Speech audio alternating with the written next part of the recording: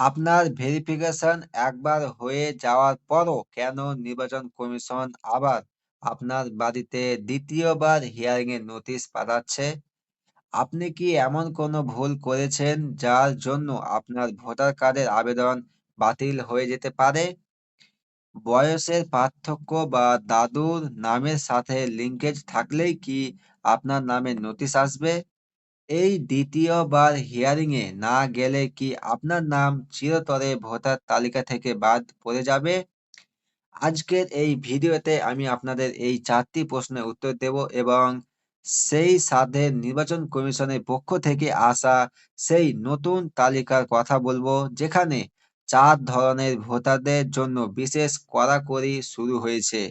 ভিডিওটি মনোযোগ দিয়ে শেষ পর্যন্ত দেখুন, কারণ আপনার সামান্য একটি ভুল আপনার নাগরিকত্বের প্রমাণ বা ভোটার তালিকায় নাম তোলার পথে বাধা হয়ে দাঁড়াতে পারে।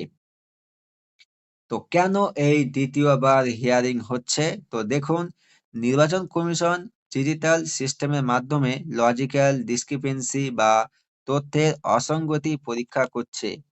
অনেক সময় বিএলওরা আগে রিপোর্ট জমা দিলেও কমিশনের কেন্দ্রীয় সার্ভারে তথ্যের গরমিল ধরা পড়ছে। এই কারণেই বিএলও অ্যাপে নতুন একটি অপশন যোগ করা হয়েছে, যার নাম হচ্ছে delivery of schedule hearing notice. এর মাধ্যমে যারা জেনুইন ভোটার তাদের তথ্য আবারও যাচাই করে একটি নির্ভুল তালিকা তৈরি করাই কমিশনের মূল লক্ষ্য। এর ফলে সাধারণ মানুষের কিছুটা ভোগান্তি হলেও একটি স্বচ্ছ ভোটার তালিকা তৈরির জন্য কমিশন এই কঠোর পদক্ষেপ নিয়েছেন। তো দেখুন, সেই 4 ধরনের ভোটার যাদের নোটিশ পাঠানো হচ্ছে তারা কারা কারা? তো দেখুন, এক হচ্ছে বাবা মায়ের সাথে বয়সের ব্যবধান। যদি আবেদনকারী এবং তার বাবা বা মায়ের বয়সের তফাৎ 20 বছরের কম হয়, তবে তাকে অবশ্যই হিয়ারিং এ আসতে হবে। আগে এই সীমা কিছুটা কম থাকলেও এখন তা বাড়িয়ে 20 বছর করা হয়েছে। অর্থাৎ আপনার বয়স যদি আপনার বাবা বা মায়ের বয়সের খুব কাছাকাছি দেখায়, তবে কমিশন আপনার পারিবারিক নথিপত্র আবারও দেখতে চাইবে। 2 হচ্ছে দাদু দিদিমার সাথে লিঙ্কেজ। অনেকেই সরাসরি বাবা মায়ের পরিবর্তে দাদু বা দিদিমার নামে লিঙ্কেজ দিয়ে ভোটার কার্ডে আবেদন করেন।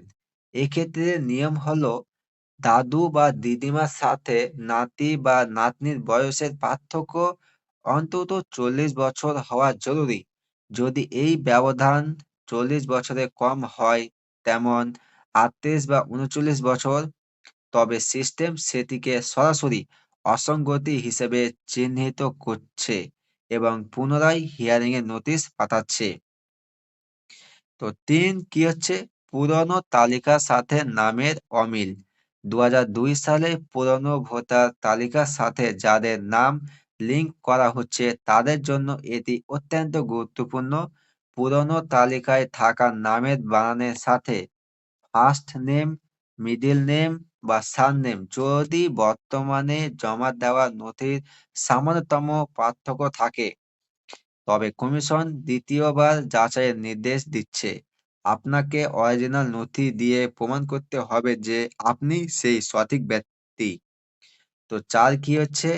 যাদের 45 বছরের বেশি বয়সের নতুন আবেদনকারী, যাদের বয়স 45 বছরের বেশি কিন্তু এতদিন ভোটার তালিকায় নাম ছিল না, তাদের ক্ষেত্রে কমিশন সবচেয়ে বেশি কড়াকড়ি নিচ্ছে।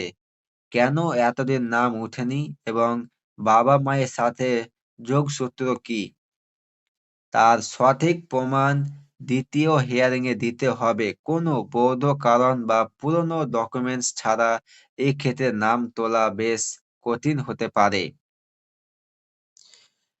এবার দেখুন যে যদি আপনি নোটিশ পান এবং তার প্রয়োজনীয় নথিপত্রগুলি কি কি।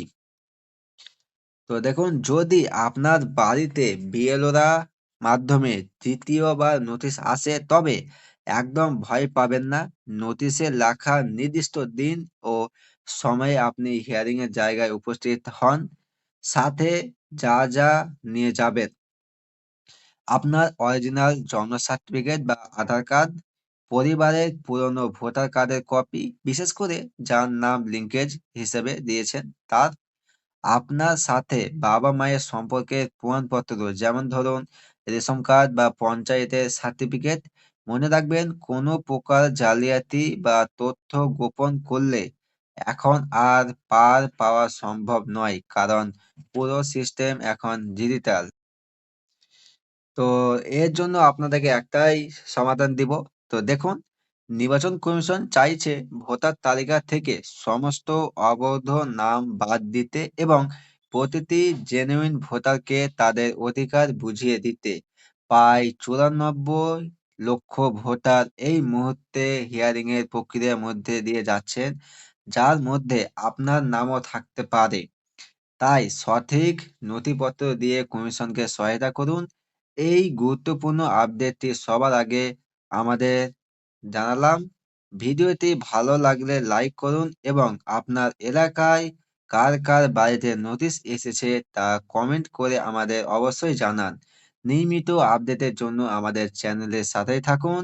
দেখা হচ্ছে পরের ভিডিওতে। ততক্ষণ আপনারা সুস্থ থাকুন, ভালো থাকুন। ধন্যবাদ।